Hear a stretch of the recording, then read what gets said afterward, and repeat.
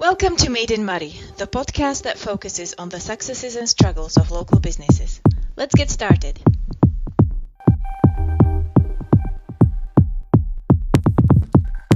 My name's G, I'm your host, and today I'm sitting down with Debbie Weir, who is the founder of Moray School Bank and Revolution Scotland. Good morning. Morning. Thank you very much for joining me here today. Can you tell us first a little bit about the focus of your work at the moment? So we are originally a charity. Moray School Bank is a charity, and Revolution Scotland is in the process of being set up as a community benefit society, and the focus really is originally was mitigating child poverty, whereas Revolution Scotland is going to be looking at ending child poverty. What an amazing thing to want to do. How did you get to the point of creating an organisation like this? It's something that I had always wanted to do. I think, I always knew that I wanted to run a charity, and the charity itself was set up in 2017, and it really was I work in education, and I saw that there were young people and children going to school that didn't have the things that they needed. So I set up a community charity. So we rely on the community to donate items to us, which we then give out to children so that they can attend school and be confident and happy to attend school. That's what it's all about. And what came from that, why Revolution Scotland has come to play, is because families have said we're stuck and we can't get out of that. And it's great to mitigate and to give out items, but actually the best way to help a family is to help them get out of that situation and stand on their own 2 feet. So that's really what that's about. Absolutely. Was there a spark of inspiration that caused you to start the Moray School Bank in the first place? Yes, there is a number of school banks across Scotland, and I used to live in West Lothian before I moved to Moray, and there is a school bank in West Lothian, and when that started, I thought, what a great idea, and I got involved, not really as part of the organisation, but just really donating items, helping out, help them to get some funding, and thought it was a great idea. We moved to Moray, and it was actually my daughter, who was 10 at the time, and said, we should start a school bank in Moray. And I thought, there's not one needed here. But what a difference I found out when I started the research. That's amazing. What do you think caused your daughter to say that? I would get her involved, really. Yeah. So we used to buy pencil cases and pens, and she would make them up, and we would donate them to the school bank. But if I went and bought school uniform to donate, I would take her with me, and so that she understood exactly why it was there, Yeah. So she's quite a driver of mitigating poverty herself. She runs her own project now. So yeah. Well, what's her project? So her project is called No Worries in Moray. She's 13, so she did a bit of research into child poverty and realised that children worry, but they worry about their parents worrying. Wow. And what she realised is that families don't get the opportunity to get days out, things like Landmark and Highland Wildlife Park, places that she takes for granted. And she wanted to offer completely free days out. So she's fundraised and created that. She was finding it difficult to get support from grant funders because she was an individual with a project. She's too young to make it a charity. So Moray School Bank, the board adopted it as a project, so it comes under us as a charity. So she's now off and running. I'm hoping to offer 4 different trips this year. So that's her there on that picture. Oh, okay. Super. Yeah, just for people listening, we have a little monitor up in the background here, and there's a picture of a very charming looking young girl holding up a certificate. There you go. Wow. What kind of world is it that we live in where the kids are coming along to save the adults? It's a difficult world. It's a very difficult world. I think the young people are actually seeing that the adults that are in charge of our economic situation are not doing a very good job. I was at the Scottish Parliament with a group of young people from Moray yesterday, and they do realise that those adults are not doing a great job. Well, I think there's a lot of disconnection everywhere, and it's hard to know where all of the problems exactly are. But raising awareness, things like visiting the Parliament, is obviously quite important. So how did that go? Tell us a little bit about that visit. So in my day job, I'm a youth worker, senior youth worker at Speyside High School, but I am also, I deal with Moray-wide projects. So I am involved in supporting and facilitating a group called Moray Youth Matters, who are a youth voice, a youth council, a group of young people from right across Moray, from diverse backgrounds, who are standing up for the voice of their generation, really, in Moray. And they launched yesterday their group. They had their inaugural meeting at the Scottish Parliament. Wow. And they got to sit in the chamber and hear the First Minister announce what she believes the change should be for Scotland. And there was a vote yesterday, which she won. Okay. 64 to 54 for a further Indie Ref in 2020. So the young people were really excited that they were there to witness that. But yesterday they were looking at drugs and alcohol. Oh, wow. And they have come up with an action plan as to how they want to tackle the issues around drugs and alcohol for young people in Moray. There seems to be a lot happening. There is a lot happening. I'm quite busy. Wow. Wow. So focusing on how busy you are, what are the typical tasks that you have to do to keep these organizations running? So I'm very, very lucky in that I have a development coordinator for Moray School Bank. Her name's Debbie Kelly. She was one of the original trustees, and she does all of the operational stuff for Moray School Bank. So she is on the ground and does a fantastic job, because since 2017, we've helped over 900 children. Wow. And so realistically, my day-to-day job is dealing with the kind of funding aspects and the organisational issues with Moray School Bank. But at the moment, my main job is to be setting up Revolution Scotland, and that involves a lot of networking, a lot of organisation, developing the organisation right from the start, setting up a community benefit society, which is not the easiest thing in the world. We're very, very busy. What are some of the steps involved in a process like this? And with this question, maybe you can explain to me how it works. Okay. So Moray School Bank has been supporting families. It's quite an expensive support in that we provide full school uniform, including shoes, bag, jacket. Wow. And so some funders said that's not sustainable, which we agree. We agree it could eventually become to the point that if there's a huge demand, which it is rising, that we could run out of money. Okay. So they suggested we look at sustainability. How will we be able to actually pay for it without getting grant funding?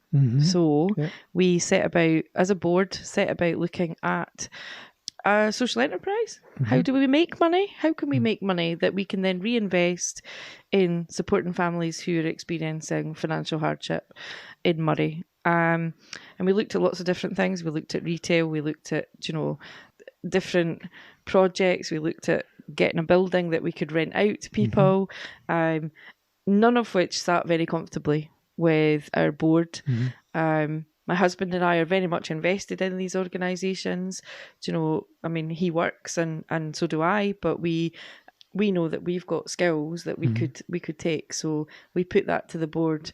And so what we agreed is that initially we would set up a social enterprise that was delivering training and coaching to businesses, where 100% of the profit from that would go to coaching families to help them out of poverty, which is what they told us they wanted. So we've consulted families that we work with, and they've said, it's great, thanks very much for the school uniform, we love that, but I'd much rather not be in this situation. So we set about setting up a social enterprise, and as you know, I went on the accelerator course. Absolutely. Yeah, and which was amazing. I got a huge amount from it, but one of the things that came from that was to look at the structure of the organisation and how would it really work for the community in Moray. Moray School Bank is backed by the community. We have a huge community support, and it was put to me that actually the community would really love to own the solution to child poverty. And so that's what a community benefit society is all about. We are in the process of setting up a social enterprise, but what we're going to do is we're going to give it to the community to own. So we're going to say to them, you can invest in this, but your return will be social. So you will own and have a stake in the solution to child poverty. So they will invest in being able to create this organisation, and then we will take it forward, but they will be part of that management group that will support it. So it's encouraging local people to be responsible for the local problems. Yeah, because we know government are not doing it. Do you know? We're very aware, and people are being very vocal at the moment because they know that there are problems within our society and communities are struggling. And without the, I suppose, giving a hand out is not great. It's about giving a hand up. And that's the way to do it, is for us as a community to come together. People invest in things all the time, do you know? And we only have one community benefit society in Moray, and it's for a small community. It's called Ecopia. It's part of the Findhorn Foundation. But we don't have anything that is that's there for the whole community in Moray. So it's a very new thing. And it's quite a new thing in Scotland, really. So, yeah, it's exciting. Yeah, it's nice to hear about all of these things happening. If the demand for these organizations and services is rising, then there must be some problem somewhere. So what has caused all of the problems with poverty and families not being able to equip their kids with the basic needs to go to school? I think that these problems were declining, and then austerity kicked in. And it has been slowly rising since then. If we don't do anything, then it is going to sharply rise. If we don't do anything now, by the time we get to 2030, we are going to be in dire problems. But really, it is about austerity and universal credit. Universal credit has created a huge rise in the demand for services because families are left with nothing. Do you know? I had one family contact me the other day. Well, it was a friend of the family, and that family have got no money, nothing, until the 21st of February.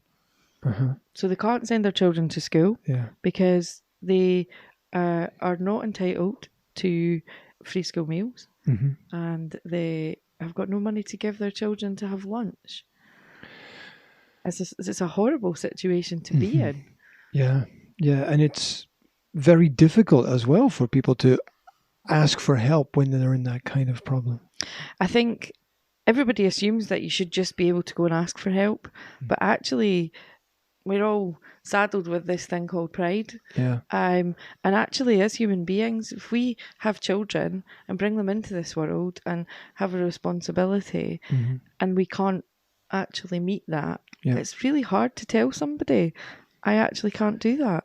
And I know myself, it's really hard to say to somebody, I don't have the money to clothe my child. It's a frightening thing to even contemplate. Basically. And a lot of us don't know it. We don't know it. We've never felt it. We don't know exactly how that feels. When people don't understand, it's because they've not really put themselves in that person's shoes.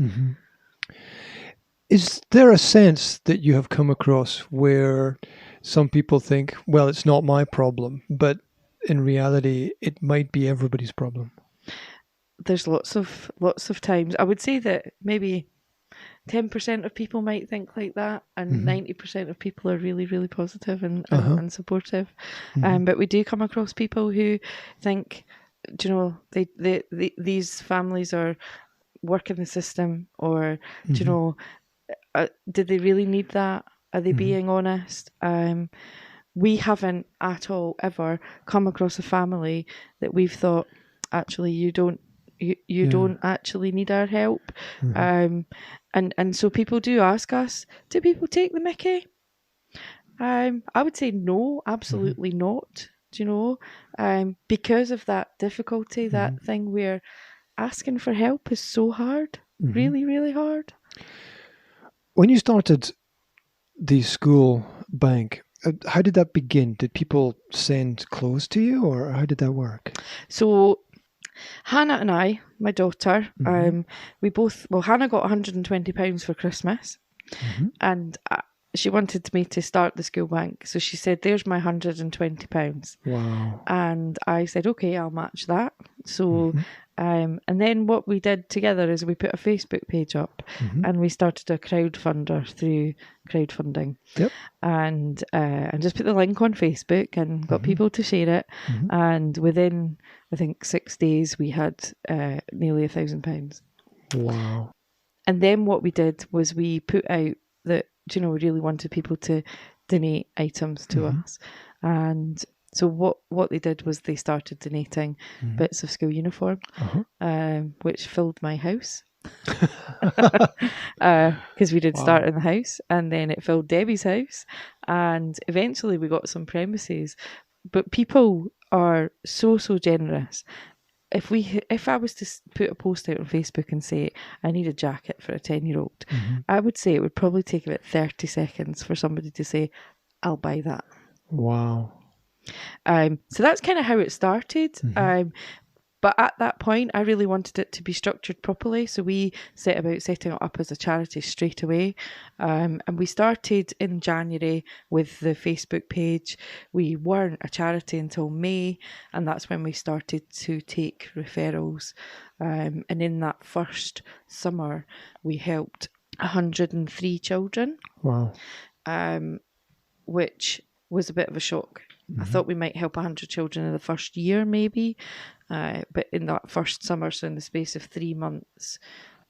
So yeah, it was a bit crazy, but people do you know, donate. They donate money, they donate full school uniform, they donate an item, they donate their second-hand clothes that we can recycle. People just give, which really blows me away, do you know? It's amazing to hear about. Could you imagine what the situation would be like if those organizations you created didn't exist? No.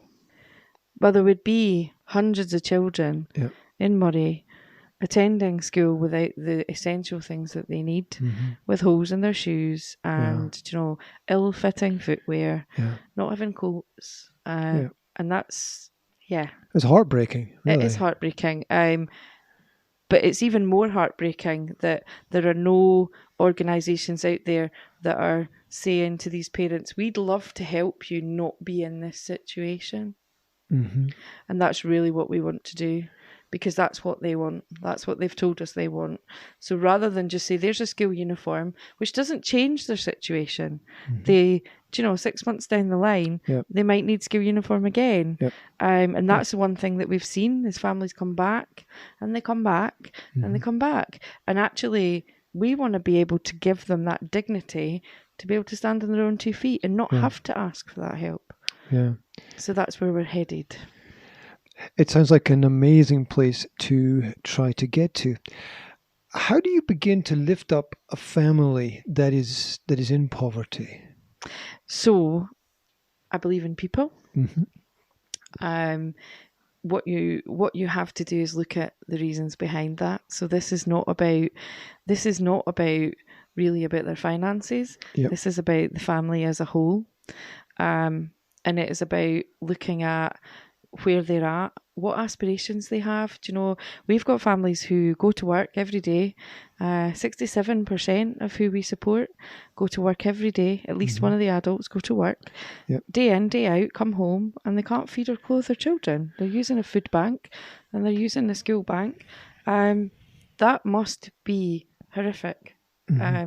And really affect their self-worth and their self-esteem and their confidence and who they are as a person. And it really, that's the basis of what we want to do. We want to work with those people to support them to believe that they can make a change. Yeah. However small, do you know? And realistically, you can look at giving money and making things a bit better. But if we've got parents who spend that money on things that are not making it better for the kids, then how are we proving that we're having an impact on child poverty? We really need to be able to see that there's a benefit for the child, that the child is, you know, gaining something. So that's how we want to work with the family holistically, and look at and be able to prove that there's a benefit for the child. So that could be getting them out as a family to go to the gym or to go swimming. Do you know? That could be helping mum who goes to work every day as a cleaner become a nurse, because that's what she's always wanted to do. That could be, I really want to work there but I can't drive. Let's help you get driving lessons. Do you know? It's about it really is about the individual family and what it is that could support them to move forward. I'm really curious, how does it happen that a family ends up in poverty? Is it a problem with the education? Is it a problem with their own upbringing in the past? Is it a wide variety of reasons? What do we know about that? It is so widespread, the reasons for people, I suppose, finding themselves there, because at the end of the day, it can happen to any of us. We meet families who it's generational and it's learned behaviour and they wouldn't know any different.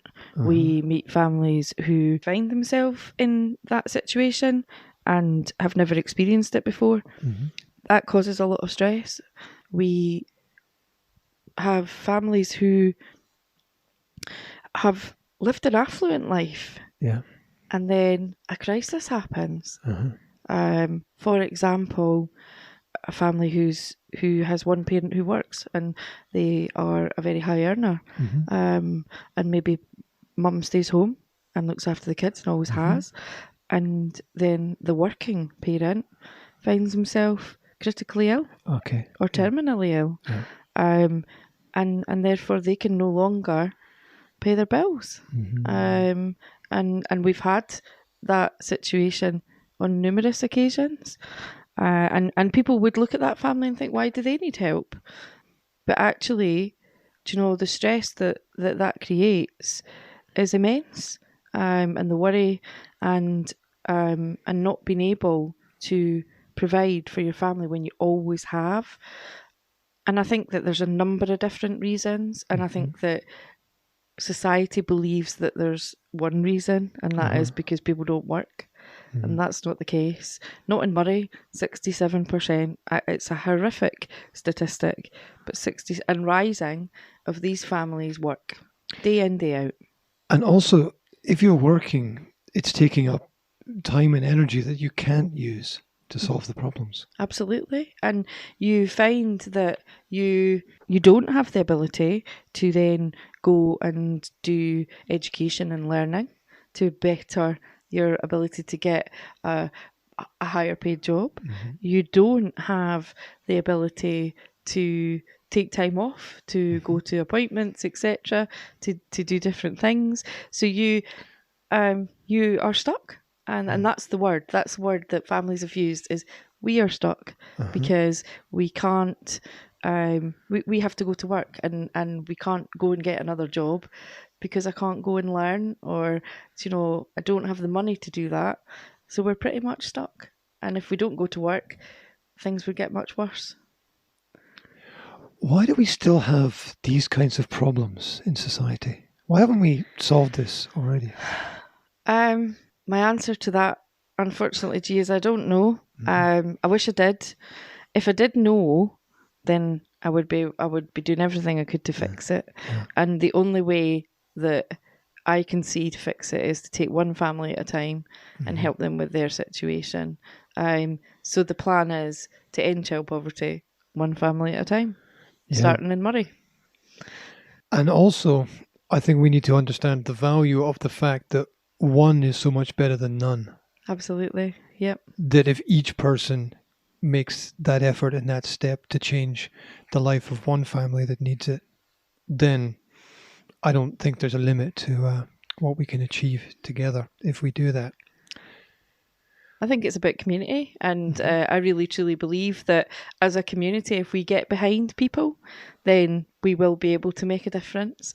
And actually, if you look back to, when I was a child in the 70s, communities stuck together and they looked after each other. That has completely changed. And the Scottish Government are trying to get us to go back there, and I can see why. But I think being able to prove that as a community, if we come together to support these families, if we can prove that these families are moving on, then it's a model that can support families anywhere. Do we know what happened then in the last 30 plus years for things not to work? I think that budgets were removed from communities. There was a lot of movement of people, and communities kind of fell apart. I think the changes of the support that's available through government and through local authorities, that it just changed how communities are built and how they stay together. And support was available in other places. They gave support, whereas normally it would have been the community that did that. And now what they're trying to do is they took it away from communities, and they're now trying to give it back. Right. And that's a difficult process. And I think that we're still going to see all those social issues. And I don't know. I would love to be able to say to you that I could eradicate child poverty. But people laugh at me. But I think you can only do it one family at a time. But if we could eradicate it, wouldn't that be wonderful? I think if we had one less problem to worry about, it could make a fantastic difference to the future. It must be hard to define success within the work that you do. I define success when a family no longer needs support. Or we're talking about families here, but previously I was a progression coach with homeless people in Edinburgh for a charity called Crisis. And we worked with people who were at their lowest ebb, in homeless accommodation probably, or on the streets, with lots of issues, and being able to see them in their own accommodation, enjoying life and being happy, gaining employment if that's what they choose to do, and that's the one thing that this is not about. It's not about employability. It is about people.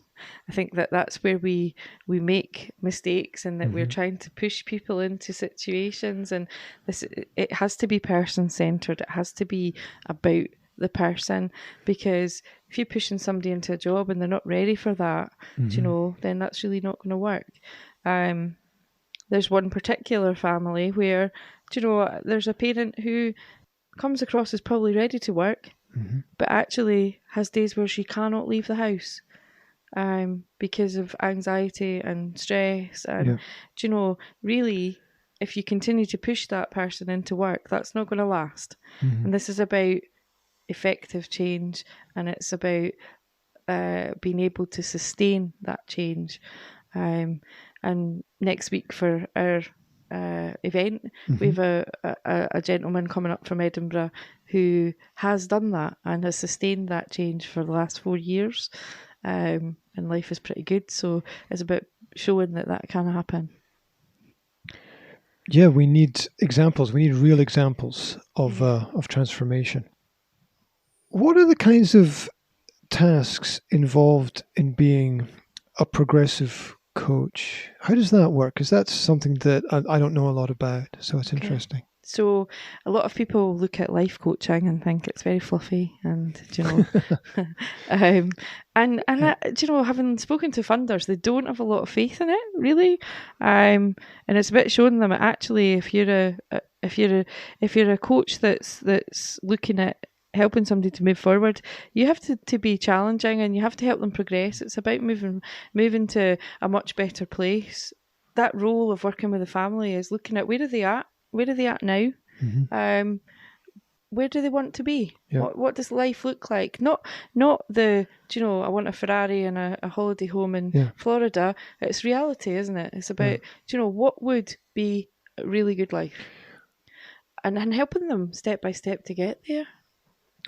What kinds of things worked there, in your opinion? Challenging ideals, challenging reluctance to move forward. Challenging. So how would you challenge that? Challenge it in a positive way. Challenge it in a. You're building a relationship. So this is about, but it's also about agreeing that challenge can happen. So when I work with people, part of that original, getting to know that person is about saying to them, "Are you okay if I challenge? If you tell me something, if you say to me you're going to do this when in fact you do the opposite, are you okay if I challenge that?" And at the time, if I do challenge it, I will always ask, I'm going to challenge what you've just said. Are you okay with that? And if they say no, then that's okay, But the majority of the time, because we've set that out to begin with, they agree with that. And you build a relationship. Now, I've been called lots of things by people that I've coached. One in particular called me the pest. However, that person's sustaining a really positive life. Yeah. And I don't care about being the pest, or lots of other things that I might have been called. And there are people who have walked out and said, no, I don't agree with that, but then come back and said, actually, you were right. And it's about when they see something, but they're quite blinkered, and it's about actually showing them reality. They might not like it, but it does help them. Does that make sense? It makes sense to me in a context of what I would call mindset, where the way you think about something is extremely important, whether it's a problem or a challenge, and whether it's a disaster or an opportunity. Yep. And so I think if we reframe the picture, we can take people down a new road. I think normalizing is very positive for people as well. Is like they can catastrophize a situation, and then if they realize that actually it's normal and people deal with that every day, and you're not the only person, and I think that's a real skill, because people do it and they create so much stress for themselves by thinking that they're the only person in the world and this is awful, and actually it's part of normal life. And it's about being resilient and being able to bounce back, and giving people those skills and being able to bounce back really does help them, to stand on their own 2 feet. And that's what these families told me they wanted, and I know it's possible. I definitely know it's possible. Well, you have examples of successes in the past, so obviously it is very possible. And I've caught myself doing that as well from time to time. Oh, why me? Why is this happening to me? But then I catch myself and I'm like, no, let's refocus and be realistic about this, right? We're human. Yep, absolutely. We're human. Do you know what happens to us all? Yep. And usually there's no problem that is completely in isolation. And there's no problem that somebody else hasn't had to deal with at some point in time as well. And when we understand that we're not alone and other people have succeeded, it can give us that little bit of impetus or momentum that we need. So, I think your idea of bringing in examples of successes is a really nice thing to do in the community. What is it that you enjoy most about your work? People. And that's a double-edged sword, because actually I'm quite a private person. Mm-hmm. and I like to go home and close the door and be away from people. Yeah. However, I like to see people thrive and be happy, and I like to see them. I like to see the reaction when they've made that change, and how life can be. Do you know, there is always a point where that light goes on, where they realise that actually this is possible. Yeah. And that's what I like to see. And there's reasons behind that. Do you know, my own personal reasons? Yep. Do you know, I grew up in this situation, so yeah, it is about giving something back, because I know that what I went through, and being able to, if I can just help one family, not have to put a young person or a child through that, being in survival mode 100% of the time, and the stress that creates, then that's enough. That's enough for me. That's a great answer. What is it that you don't enjoy about the work? What are the really hard parts for you? It's 100% of the time. It's full on. I don't have a life. well, you do, but you don't have time for another one. I think that, I think my family complain that it is taking up a lot of my time, and they don't get enough of my time. But do you know, I'm passionate, and I think that, and I would say I've always thought it. I've always thought since probably when I was a teenager, I was very active in, do you know, looking at mitigating poverty, and I protested against social issues, and then I put it to bed for a little while, and I think that is so important. That's the bit that I love, but there's a double-edged sword, isn't there? There's always that balance. And at this moment in time, while Revolution Scotland is being set up and all of the things that are going on, whilst I'm still working for the local authority, I'm busy, and my family are probably not benefiting from that. So yeah, I would like it to be less time consuming.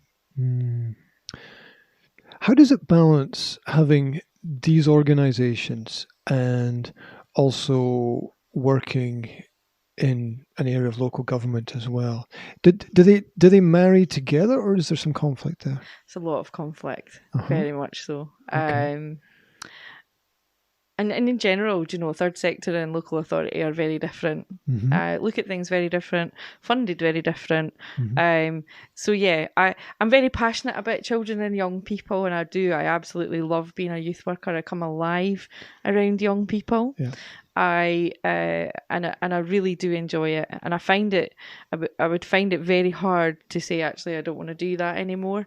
But there is very much a conflict in lots of areas, particularly around how you would maybe speak to or be around a family, you know.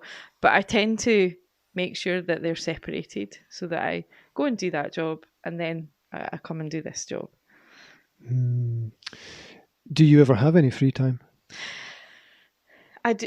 I try to make time where I you know, I have a daughter, and I have four lovely dogs that I love, you know, dearly, and I have a husband, and we try to make time so that we can actually do things together. So yeah, I do have some. I love art, and love to paint, and I love to be creative in any way, really. So yeah, I try to make time for that. But I do also like to just sit and watch TV. Do you have a favourite programme right now? My favourite programme, I would say, probably for the last 10 years has been Grey's Anatomy. Okay, wow. See, I don't watch TV. I have no idea what that is, but I'm sure that means a lot to a lot of people. It's an American drama programme, a hospital drama. Oh, wow. And yeah, I love it. It's a bit of, you know, that's a bit of me time. I don't watch a lot of TV because I don't have a lot of time. But when I do have a spare hour, I just, you know, I feel like I can just shut off and actually just focus on what I'm watching. Well, it's nice. It's nice to have something to enjoy. It really is. You said you paint as well. I do. Is it a specific style, or what do you do there? It's not really a specific style. I like to try lots of different things. Recently, I have been painting for Alison at the Restore. Oh wow! So I have a number of pieces that I forgot to bring today.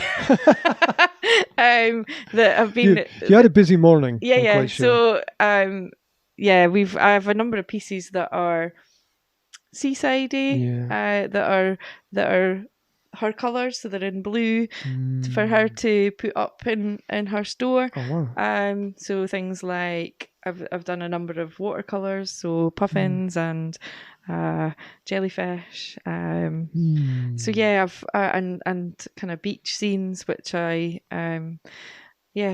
just really I like to play and do different things. Yeah. I do a lot of acrylic on canvas. Wow.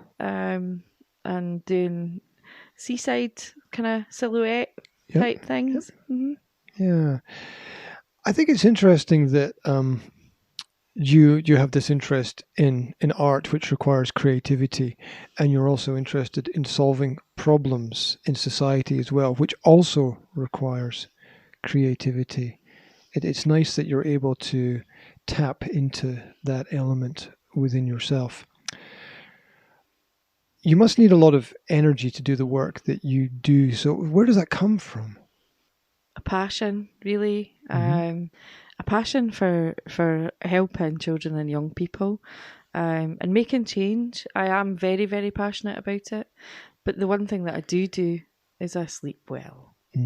I go out like a light, and then I wake up in the morning and continue to do what I do. So,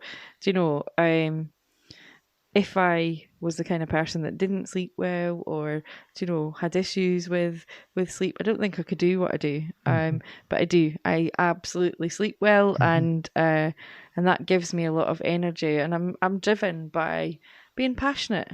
About making changes. I get upset and I get angry at disadvantage and people struggling. I just think in this year 2020, why have we got people who can't feed themselves? It's just wrong. It's just wrong, and I could sit back and say, well, it's not my problem, but actually that's uncomfortable for me. I think it's all our problem. I think that us as a community, even if we just do a tiny little bit, then we can really make a big change. Oh, absolutely. It's the same principle as picking up litter on the street, right? If everybody just picks up one thing that they see, eventually the street gets clean. And, what I understand from listening is that you see the potential in people. I do. And it's frustrating when the potential is unrealized. I'd love to be able to see. And I think that's the one thing, is that people need somebody that can believe in them and see their potential until they can see it for themselves. Oh, yeah. And I believe that everybody has the right to work towards their potential. A lot of people are curbed by that because society says, no, you've got to work and you've got to go and earn that money. And I think that we should be supporting them to be able to achieve that, even if it's just small steps at a time. That might be a babysitter one night a week so they can go and do an evening class. That's all it might be. But actually to put that step in might make a massive change for somebody. Yeah. Changing one thing could potentially change everything. Absolutely. If you change the right thing. If you had a magic wand and could wave it and change one thing about your work or the community right now, what would you change? Or there's so many things I would love to change. Could I have 10 wands? I've sort of got this feeling through our conversation that you are perhaps already waving a magic wand and trying to make those differences happen, and you're not actually waiting for something magical. Yeah. You're actually taking action Yeah. on things. But a wand would be good. A wand would be really good. It would. The decision as to what that wand would do is the hard bit. Yeah. I really... What would I want that wand to do? I would want that wand to ensure that every family had everything they needed in a dignified manner. Which is a fantastic thing to want.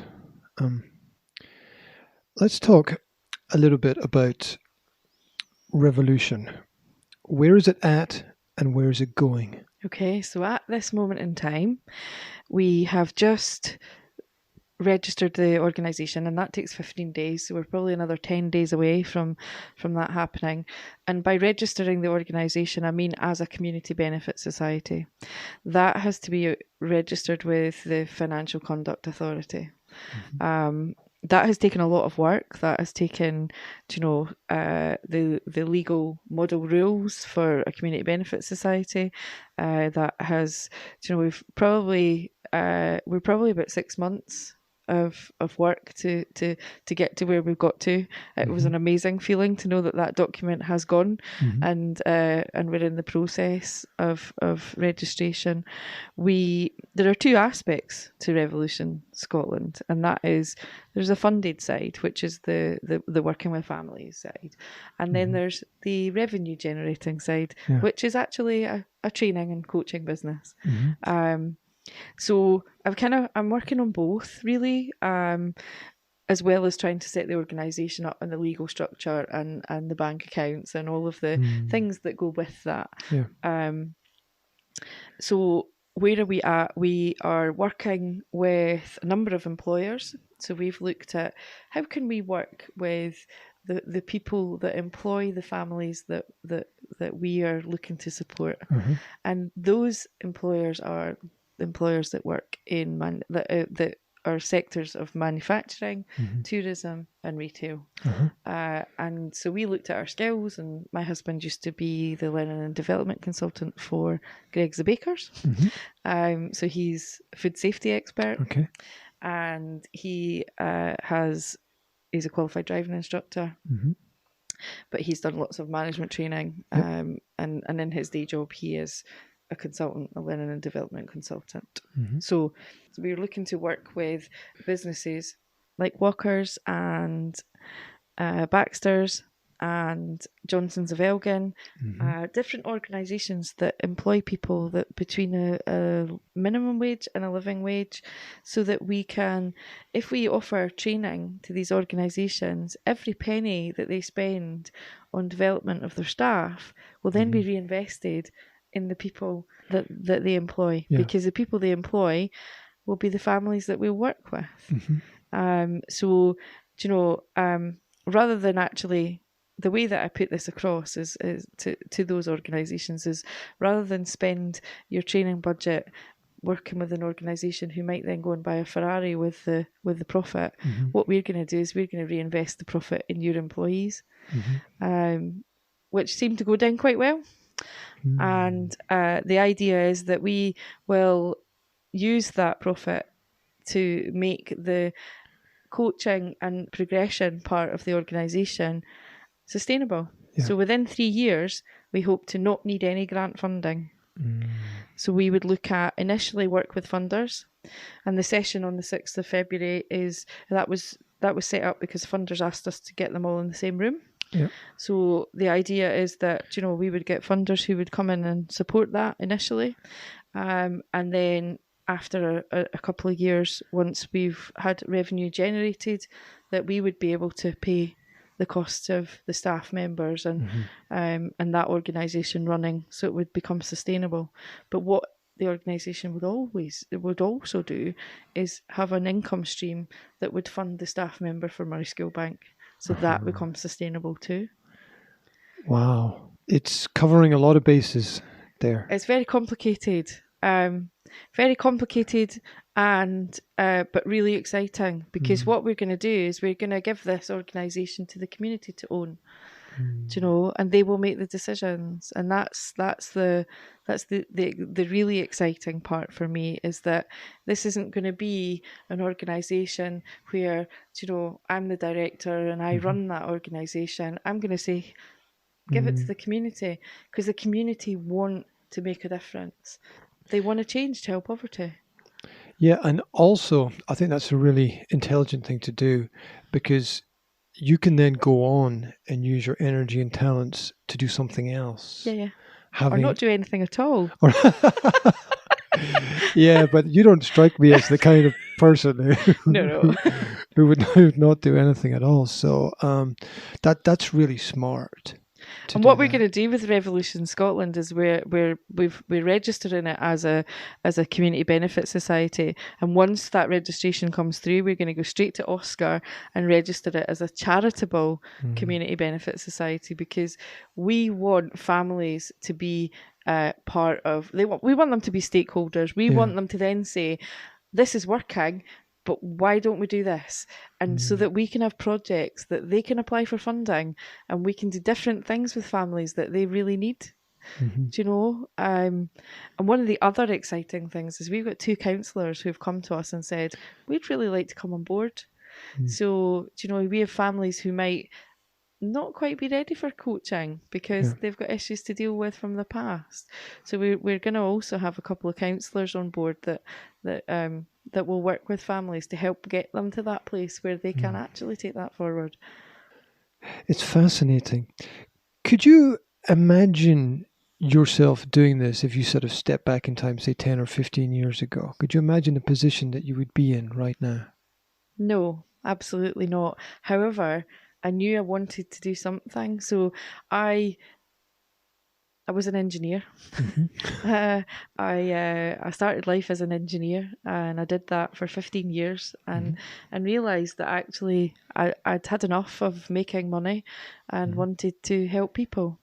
So I went back and retrained and became a careers advisor in schools, and merged really to work with the young people that were struggling. And that's kind of where my path working with people started. But I would say 10, 15 years ago, I began the journey of looking at being a coach and looking at helping people to move forward, and realising that that's really what I wanted to do. So I wanted to help people change. It's also hard to know what skills you're going to need for the future. We pick up a lot of things right now within the moment that we're living in, and we're not exactly sure at which point in time they're going to benefit us in the future. I was working with people in recovery from drug and alcohol addiction, and I was given this opportunity to qualify as a coach, and I started that, and I thought, I really love this, and I progressed that and became an NLP practitioner, and it was at that point. It was with the group of people that I learned NLP with that they made me, I'll say they made me, they encouraged me to make a pact and to say, do you know, I am going to do this. I am going to start a charity. And that was where it really, because it was always in my head, but it never really flourished, and I'd never really done anything with it. And it still took a few years after that. Yep. But, you know, I bit the bullet, and I don't regret it one little bit. I absolutely love it, and I thrive on it. I really, you know, I really enjoy creating this solution. It's fantastic. And once again, it's also interesting that the background is in engineering, because I think engineering requires understanding of logic and processes. And to do what you're doing now today still requires that, the understanding of cause and effect. My brain works in a very logical manner. But I think if you think logically, you think quickly, and that's you know, my brain does work quickly. I work at pace, and that works for me. Doesn't always work for everyone else. But yeah, I do realise that there is a way of working that where engineering does actually come into it. Yeah, it's really interesting. what could the community do more to support the work that you're doing right now? Spread the word. Mm-hmm. I think I wouldn't ask the community to do more in the way of giving. I think that they are amazing. I say it often. I love Moray. I think that just tell people, make them aware. That's the one thing that I want, is just people to know, if we're raising awareness, people will choose to be involved if they want to or not. Yep. But it is about understanding what it's all about, and spreading the word is so important. Absolutely. So spreading the word, what's the most effective way for people to actually do it? Is it word of mouth? Is it social media? Either. Social media is a really great platform, and I don't think that Moray School Bank would be what it was today if it wasn't for social media. Facebook has been a great platform for Moray School Bank, and certainly, once the organisation is set up, it will be for Revolution Scotland. And going forward, that would be fabulous. But it's really about telling your neighbour, because it's all right saying, have you heard of Revolution Scotland? But actually taking 10 minutes to sit down and say, this is what it's really all about. It's really good, because when I go to places to talk about Moray School Bank and I say to people, have people heard of it? I used to walk into a room and people would go, no. Yeah. But that never happens anymore. I walk into a room and everybody goes, yeah, we know. But they don't really know. So when I walk out the room, they go, I never knew that that's what it did. So it's really about, really talk about it. Talk about it. Talk about what we really do. Ask questions. Yep. Be inquisitive. Yeah, it's so much more than a name. Yeah. Have you learned anything today? I am in a constant process of learning. I during my little chit chats with people, I am trying to absorb all the information, and Murray's full of such cool people as well, right? It definitely is. And so I'm exploring and I'm learning, and it's and I want to do more. Yeah. And I think that is the right message to take from it, is that we can all give a little bit more. And it doesn't have to be money, because time is such a valuable resource. Absolutely, which is why, we have lots of people who give money, we have lots of people who give school uniform, we have lots of people who give time.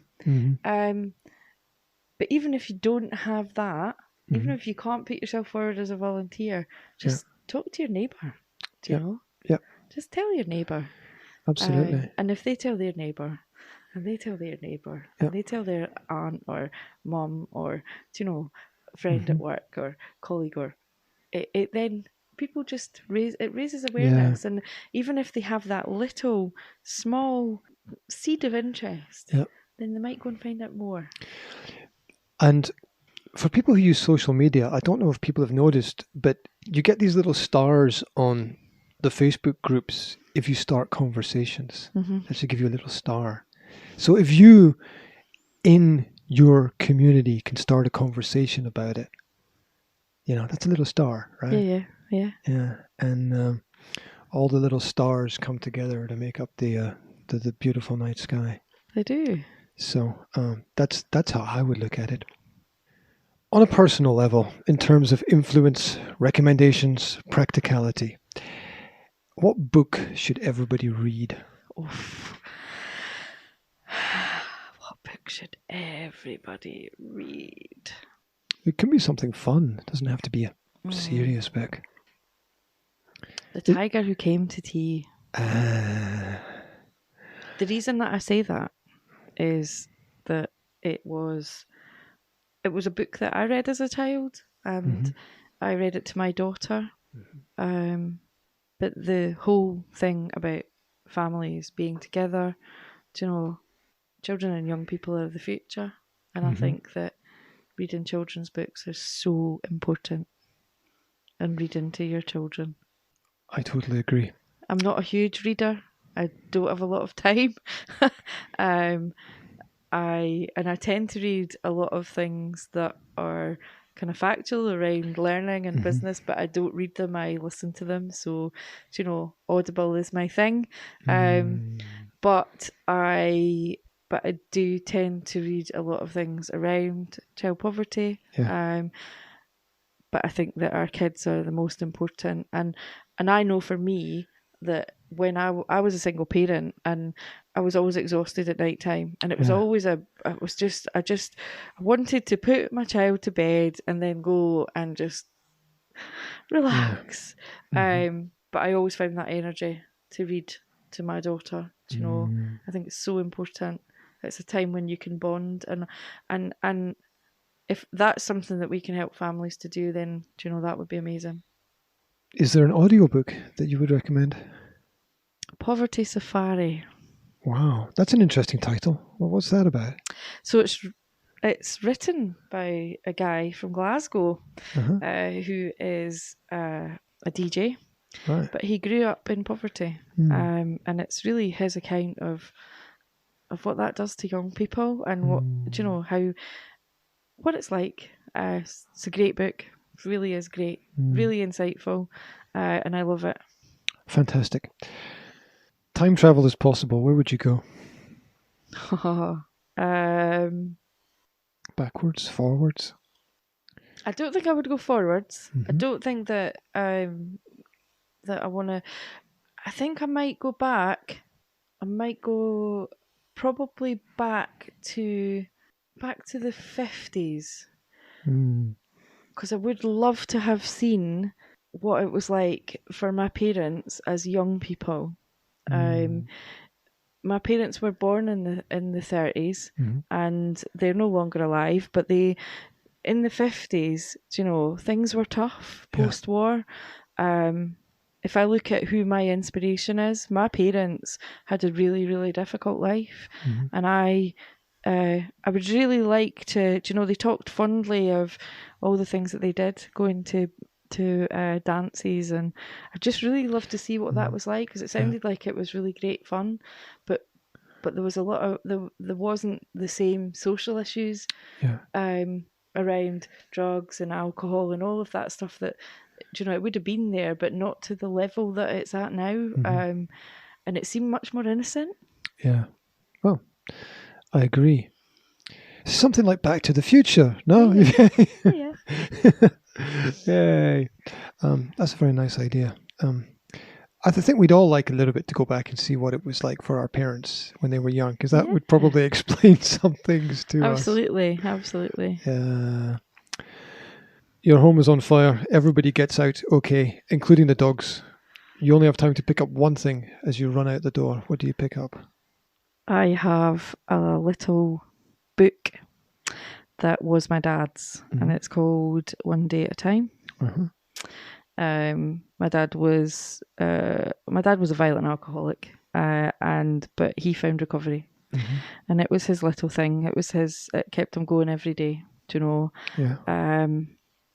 and he left it to me in his will, and I treasured it. So that would be my one thing that I would pick up. Wow. What kind of legacy do you think that your work will leave behind? The answer to that, well, there's probably a couple of answers. The legacy I would like it to leave behind is that Revolution Scotland ended child poverty across the globe. Boom. Why not? Whether it will or not, I don't know, because I'm only going to try it one family at a time. But realistically, that's the plan. That's in the business plan. And I think that the bigger plans sometimes have a greater chance of success. If you don't reach for the stars, then you're never going to get there. And that's one of the things that really, being on the accelerator course really, really pushed me to look at the potential and look at where I wanted to go. And if I could do anything in life, so this is the magic wand, isn't it? It is. Remove child poverty from this planet. but it's the magic wand, but it's real and possible. It's not some out of the box Harry Potter fantasy. No. It is something which is achievable if everybody takes action. Where can people find out more about your work, your organisations, and how to get involved? So Moray School Bank has a website, which is www.morayschoolbank.org, and Revolution Scotland also has a website. It's only a landing page at the moment because obviously we're still setting up. So, but it's www.revolutionscot without the dash .org, and we're on Facebook, we're on Twitter. Not Instagram yet. My daughter keeps telling me I'm a bit old for that. But yeah, we're out there on social media, and just, you know, get in touch. I like to chat, as you might have noticed. I've noticed. It's been a great chat. Thank you so much for coming here this morning, for giving me your time and your energy, for telling me your story, for being so enthusiastic about helping the community. It's been wonderful to listen to you, and I wish you great success in the future. Thanks very much. Thank you for having me. You're very welcome.